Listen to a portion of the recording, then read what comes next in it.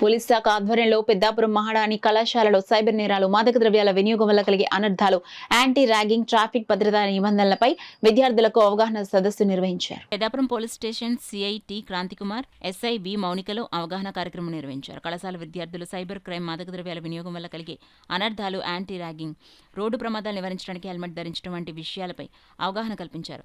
కళాశాల principal doctor G జ్యోతిర్మయ మాట్లాడుతూ cyber crime బారి నుండి విద్యార్థులు తమను తాము రక్షించుకోవాలని సూచించారు.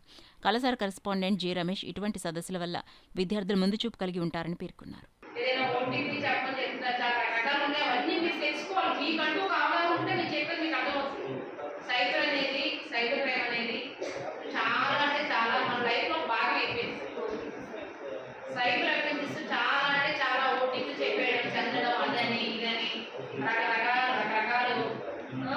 అవి మీరు ఏంటో ఉపయోగం వస్తుందని ఫస్ట్ ఒక 5,000 ఏమంటారు, పుసుకుమని వేస్తారు 5,000 ఎక్కడికో వెళ్ళిపోతుంది, 5 లక్షల వరకు వెళ్ళిపోతుంది.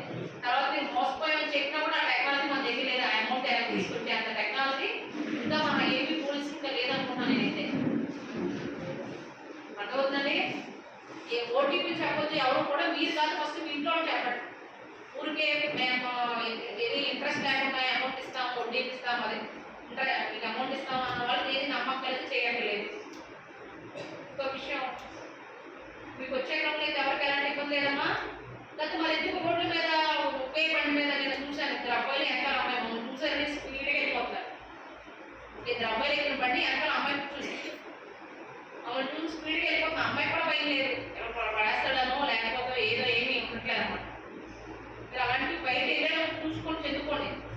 మమ్మల్ని చూసి మీరు పారిపోతే అవతల వచ్చి ఎదురు చేస్తే ఏం చేస్తారు? రేపు వచ్చి మీ ఫ్యామిలీకి అవసరం చెప్తారు, తీసుకెళ్ళని చెప్తారా?